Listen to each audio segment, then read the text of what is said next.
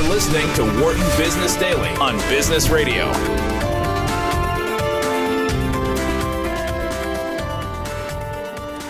Second hour of Wharton Business Daily here on Sirius XM 132. I'm Dan Loney. Great to have you with us. It is the 12th of April. It is a Friday. I just realized we missed Friday the 13th by a day. But nonetheless, great to have you with us wherever you are around the United States or up into Canada. Coming up here in the second hour, our weekly look at the world of small business.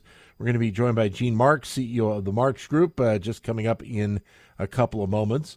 And then we will also talk about the state of M&A activity in the markets right now. The numbers say that there was a sharp rise in the first quarter of 2024, year over year. And that has led to some incredible value by going through the M&A market. A good bit of it through tech, but there are other sectors that are seeing surges as well. So we will talk about that coming up in about 20 to 25 minutes time as well. All of that and much more here in hour number 2. But first, let's start off the second hour with a recap of today's business headlines.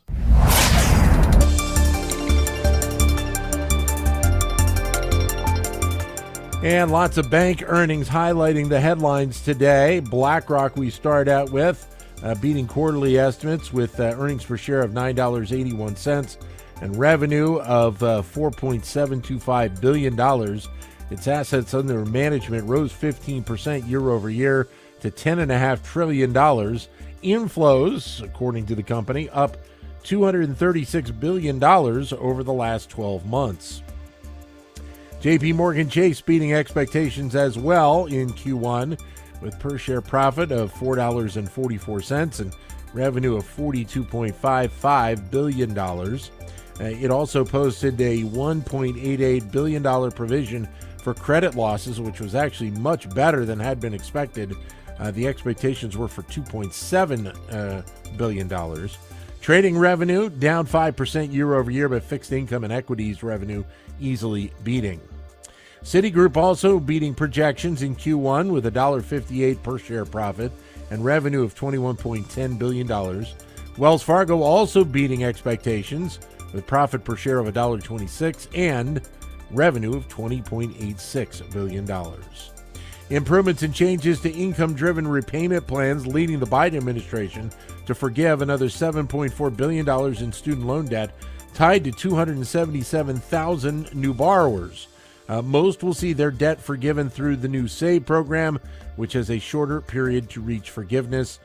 Also, Ford Motor Company readying to restart shipments of its F-150 Lightning EV pickup truck after some quality issues it has dealt with in the last few months. Ford is going to be lowering the price on the truck as well. Prices are going to be cut between $2,000 and $5,500 depending on the model. Shipments have been shuttered since early February. Take a look at Wall Street right now. Markets remaining deep into the red. Dow Industrial Average down 354 points at 38,104. The NASDAQ is off 218. The S&P 500 is down by 53. Oil prices at the moment moving higher. West Texas crude up better than 2.75% at $87.42 a barrel. And as for cryptocurrency, those prices are moving lower. Bitcoin down 1.5%, down below 70,000 again, 69,279. Ethereum prices off almost 2% at 34.43. Don't forget, best way to stay in touch with us and find out what we're talking about here on Wharton Business Daily each and every day is on social media.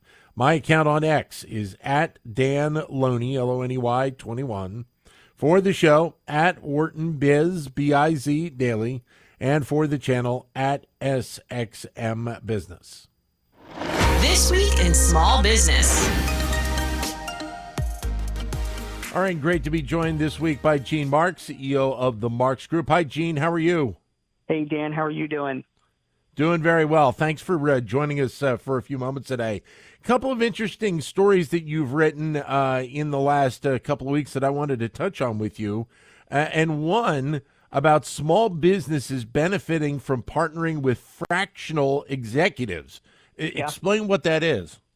Yeah, it's been a big boom over the past couple of years since the pandemic. There are a lot of people that have taken advantage of working from home and working remotely, and some people that have frankly like just made career changes, and they're offering services to companies, primarily small and mid-sized companies, I'm finding, as a fractional executive instead of a full-time. So if you're running a small business and you're, I don't know, maybe you have 10 employees or 100 employees, but, you can't afford a full-time chief marketing officer, a chief sales officer, a chief financial officer. These people cost like hundreds of thousands of dollars a year, Yeah. You can hire a fractional one. And there are many super talented fractional executives that are out there. I wrote about a few on the marketing side for the Philly Inquirer this past week that they will charge you a fraction of the price, and they will be available for a fraction of the hours, but still very productive. And they can provide the kind of services that you would get from a C-suite executive, but at a much affordable level. And it's become it's become super popular. And if you don't believe me, go on LinkedIn, Dan, and search fractional, just fractional or fractional CMO or fractional CRO, Chief Revenue Officer. You'll see tons and tons of people out there doing this work. So clearly, it's a very much of a growing and booming industry.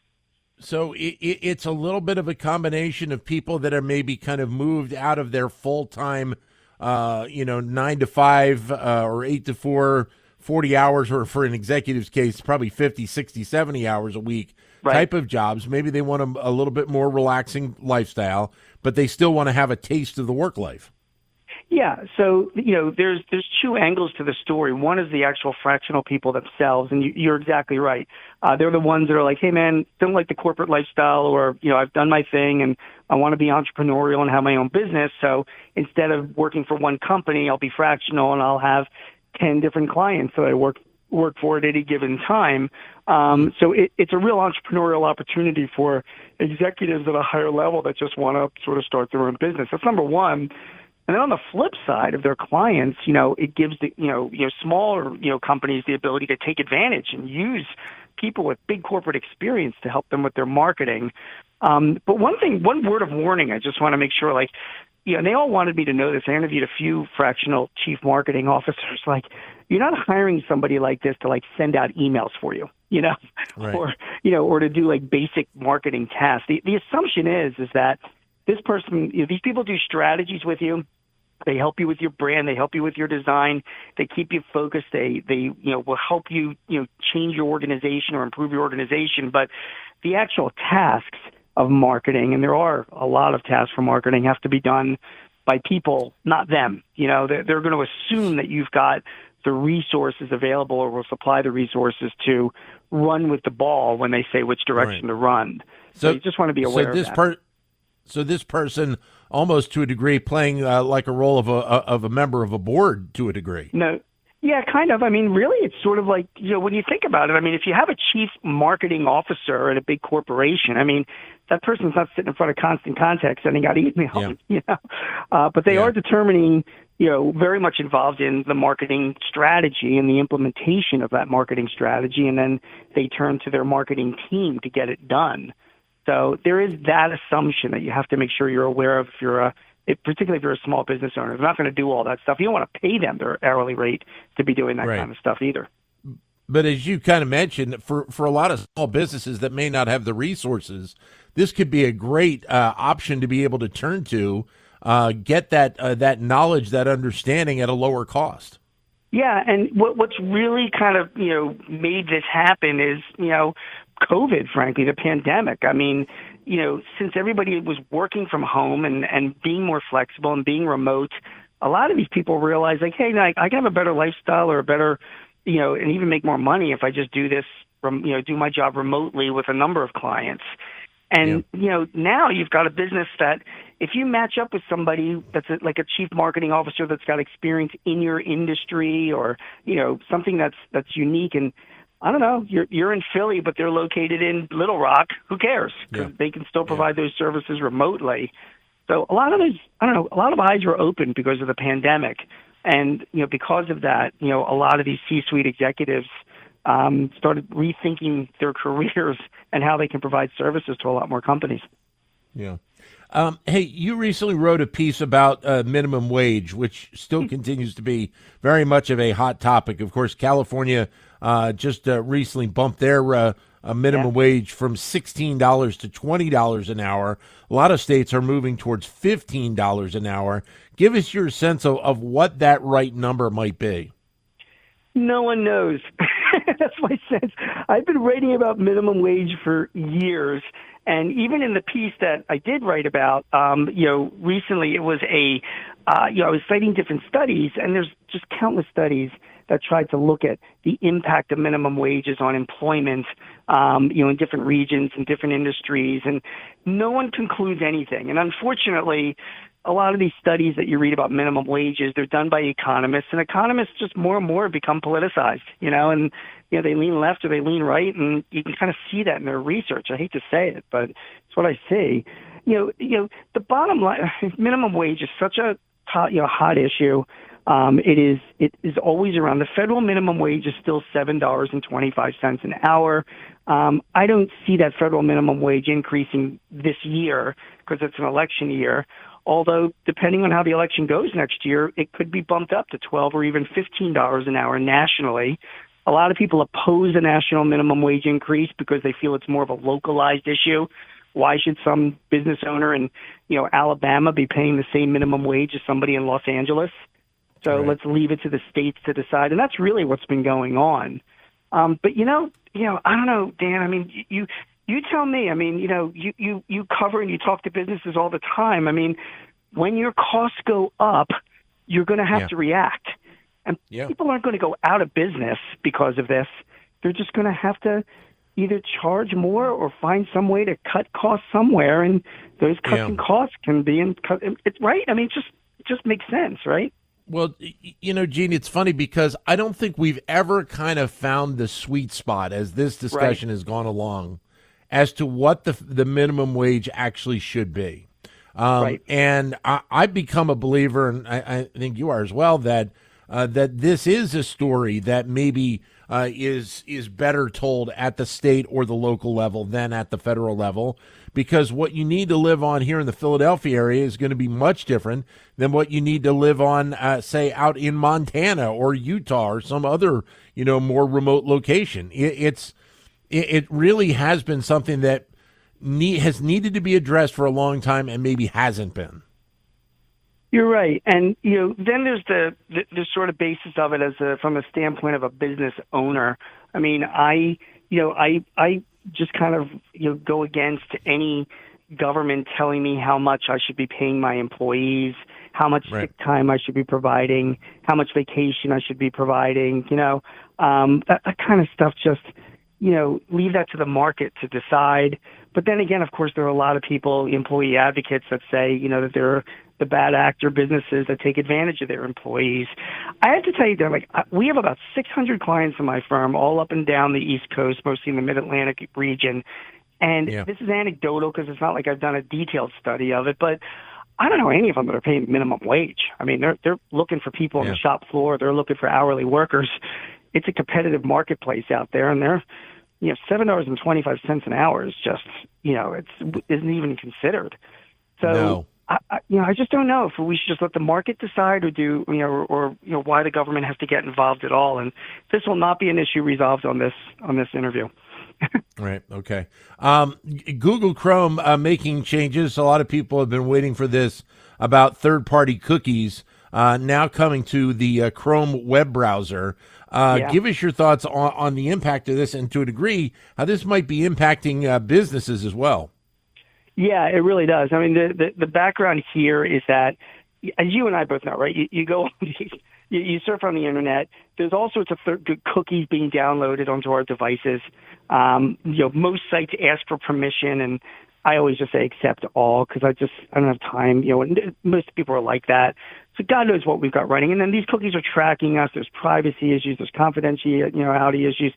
So Google is taking steps this year. It's going to be later this year. They've already started where they're starting to restrict these third-party cookies when you're on Chrome, which is the biggest internet browser that's out there. It's the most popular one, which means that it's going to be either difficult or a non-starter for companies to get their cookies downloaded, and it's going to be harder to track people, web browsers around the internet. Now, what impact does that have on businesses? I think a significant one. And the biggest one is that businesses themselves, we try to market to people based on their activity online.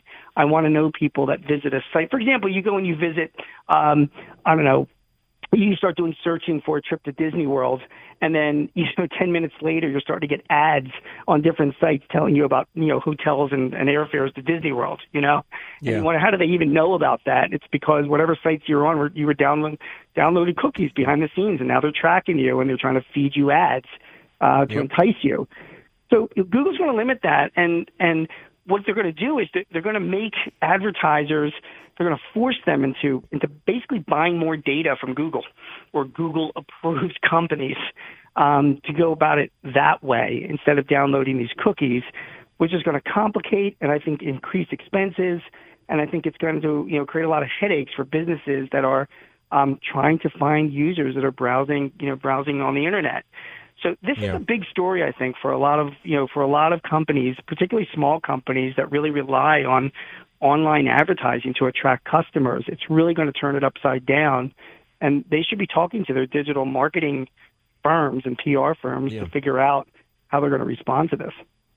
You also note about a report from Computer World, AI going to create 500 million new jobs, which is interesting because the theory has been the other way, that it's going to take jobs away. Yeah, it's absolutely, I think it's going to create jobs. I'm not worried about losing jobs. Dan, have you ever heard of a prompt engineer? Do you know what a prompt engineer is? No, I've not. No. Let me educate you, okay? A prompt engineer is somebody that works for a company that designs prompts so that when instructions are given to their AI software, it's better understood by the AI software, the large language model behind the AI software, okay? A prompt engineer, if you go searching for it, makes around $300,000 a year. And how do I know this? Because I interviewed a young woman who is a prompt engineer who is amazing, and I think she went to Macalester College. She was an English major, Dan. Like, I didn't even know that English majors could get jobs, let alone make $300,000 a year. And she works for a tech firm, and her job is taking in this information and translating it in a way using English. She writes poetry on the side so that the large language model will understand. That's one example of a job that AI, is producing. And what will happen is that because AI will be able to have so much more productivity and get things done so much quicker, a lot of companies will grow with that. And in the end, they're going to need people to continue to manage and be expert in it. Now, people that don't move forward with better skills, they're going to be out of work. And like the people in the 19th century England who were tapping on windows to wake people up because there were no alarm clocks, or putting out street lights, before electricity came along, unless you get better skills, you're going to struggle to catch up. But I'm not worried about humans catching up. We always seem to find things to do and ways to benefit. Exactly. And I think that they're right. AI will create those numbers of jobs as companies grow along with them. Gene, always great to talk with you. Thank you very much, sir. Enjoy the week, and we'll talk to you soon. Dan, thanks so much. We'll talk to you soon. Take care. You got it. Gene Marks of the Marks Group.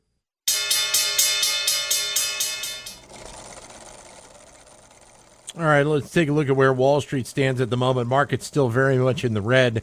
Dow Industrial Average is down 334 points at 38,125. The NASDAQ is off 195, and the S&P 500 is off by 49. Earlier in the show, we talked with Jeremy Schwartz, who is the Global Chief Investment Officer at WisdomTree. We got his thoughts on the bank earnings that came out earlier today. I'm still surprised how much bank deposits still stay with the banks. When you can get 5% plus in money markets, and hey, there's been $1 trillion that's gone to money markets, and people talk about, hey, there's $6 trillion in money markets, and there's been a little bit of basically the same outflows from bank deposits. There's still, the banks are paying you zero when you get well over 5, and now the Fed's going to be here for longer based on all this inflation data that we see. That's a struggle. So it's definitely on the radar. And again, the market's significantly into the red today. Dow Industrial Average is down 337 points at 38,121. NASDAQ is off 197. S&P 500 up by 49. Oil prices at the moment continuing to move higher. West Texas crude up better than 2.5% at $87.24 a barrel. Cryptocurrency pulling back. Bitcoin prices right now down 1.33% at 69,400. Ethereum prices are down 2% at 34.44.